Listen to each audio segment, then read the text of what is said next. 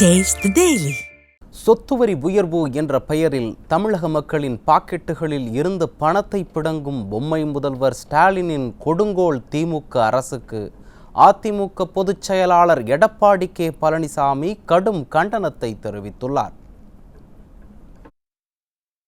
இது குறித்து அவர் வெளியிட்டுள்ள அறிக்கையில், தமிழகத்தில் திமுகவின் ஆட்சியில் அப்பாவி மக்களை வாட்டி வதைப்பதையே குறிக்கோளாக கொண்டு செயல்படுவது கொடுமையின் உச்சம் என விமர்சித்துள்ளார்.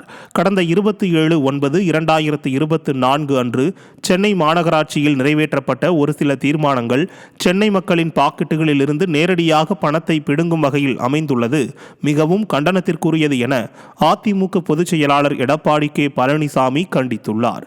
சென்னை மாநகராட்சியில் நிறைவேற்றப்பட்ட தீர்மானங்களில் 2 தீர்மானங்கள் மக்களை நேரடியாக பாதிக்கக்கூடியவை எனவும், ஏற்கனவே 100% மின்கட்டண உயர்வை அறிவித்ததுடன் ஆண்டுதோறும் மின்கட்டணம் மாற்றியமைக்கப்படும் என்று அறிவித்துள்ள பொம்மை முதல்வர் ஸ்டாலினின் திமுக அரசு ஆண்டுக்கு 6% சொத்து வரி உயர்வை அறிவித்து சென்னை மாநகர மக்களின் தலையில் இடியை இறக்கியுள்ளது என குற்றம் சாட்டியுள்ளார். இதன் மூலம் குடிநீர் வரி, கழிவுநீர் அகற்றல் வரி என்று அனைத்து வரிகளும் உயர்த்தப்பட்டு விடும் எனவும், இதனால் சொந்த வீடு, வணிக வளாகம் செய்பவர்கள் பாதிக்கப்படுவது மட்டுமல்லாமல் வாடகைக்கு குடியிருப்பவர்களும் பாதிக்கப்படுவார்கள் எனவும் அதிமுக பொதுச் செயலாளர் வேதனை தெரிவித்துள்ளார். சென்னை மாநகராட்சியில் குண்டும் குழியுமான சாலைகள், நிரம்பி வழியும் கழிவுநீர் குழாய்கள், குடிநீர் குழாய்களில் கலக்கும் கழிவுநீர் என 10 சென்டிமீட்டர் மழைக்கே பல்லிழிக்கும் மழைநீர் வடிகால் அமைப்பு மழைநீரால் கொசு உற்பத்தி கேந்திரமாக மாறியுள்ளதாக விமர்சித்துள்ள அதிமுக பொதுச் செயலாளர், ஆண்டுதோறும் 6% சொத்து வரியை உயர்த்துவதா என காட்டமாக கேள்வி எழுப்பியுள்ளார்.